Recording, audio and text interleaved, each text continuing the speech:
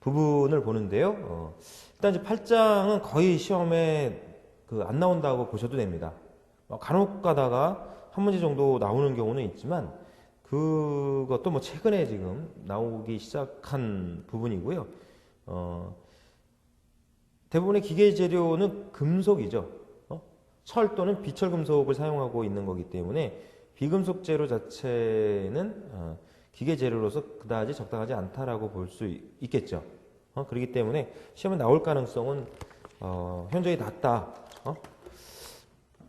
자, 그렇게 봐도 되겠고 경우에 따라서는 그냥 패스하고 넘어가도 큰 지장은 없는 부분이다라고 봅니다. 그러나 그 8장 연습 문제는 다 풀어보셔야 돼요. 8장 연습 문제는 또 대부분의 문제들이 비철 금속과 관련된 문제이기 때문에 8장 문제는 꼭 풀어보시기 바랍니다. 자, 일단 이제 비금속 재료를 좀 보면은요. 첫 번째는 내열 재료로 정리를 좀 해놨어요. 내열 재료. 열에 잘 견딜 수 있는 재료죠. 고온에 잘 견딜 수 있는 이런 재료들을 얘기하는 건데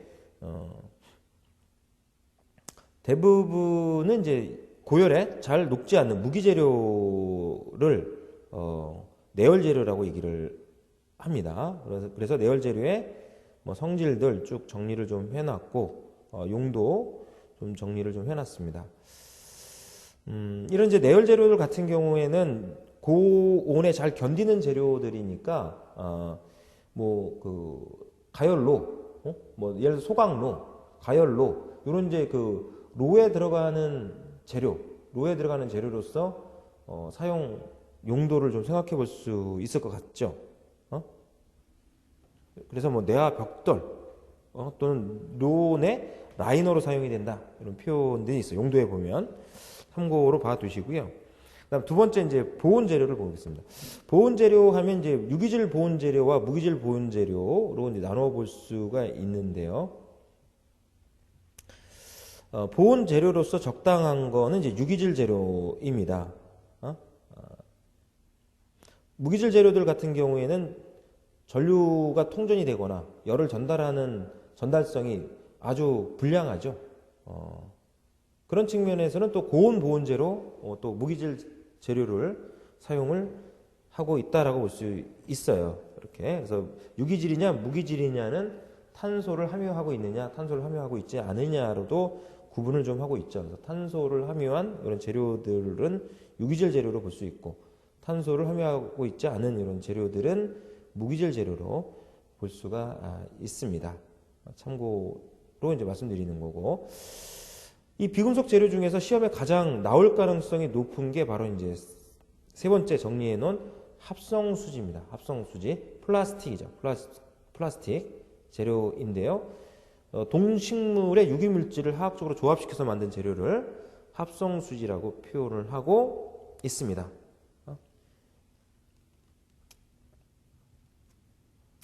즉 플라스틱 재료다라고 보면 됩니다.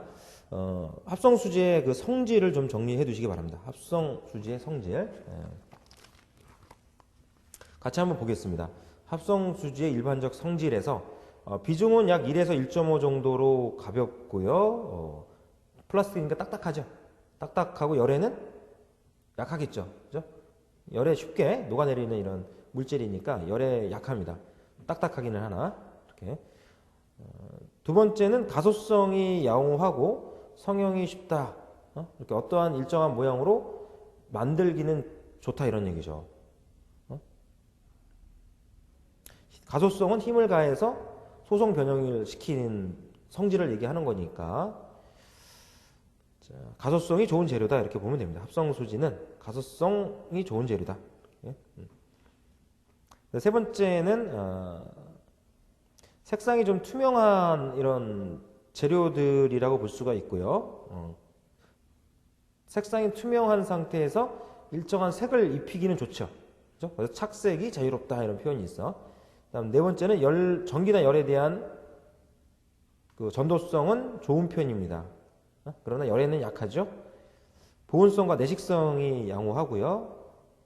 또한 대량 생산이 가능해서 가격도 저렴한 편입니다.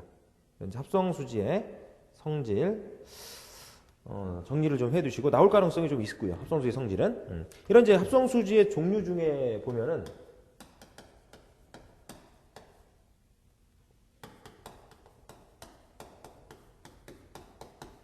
폴리카보네이트라고 하는 재료가 있습니다.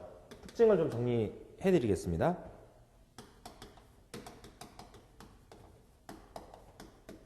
내충격성을 갖고 있고요. 충격이 잘 견딘다 이런 얘기로 보면 되죠.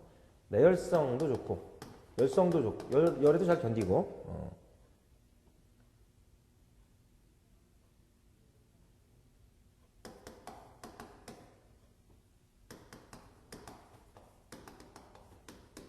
자기 소화성, 투명성 등을 갖고 있는 재료다.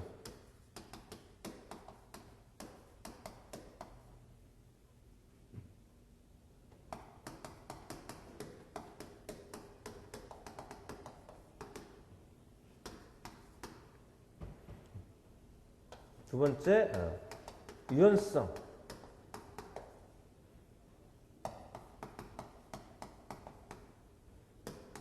가공성이 좋다.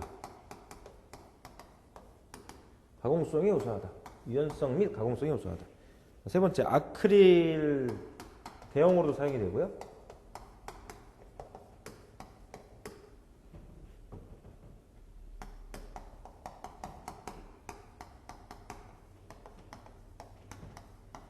일반 판유리의 보완 재료로도 사용이 됩니다.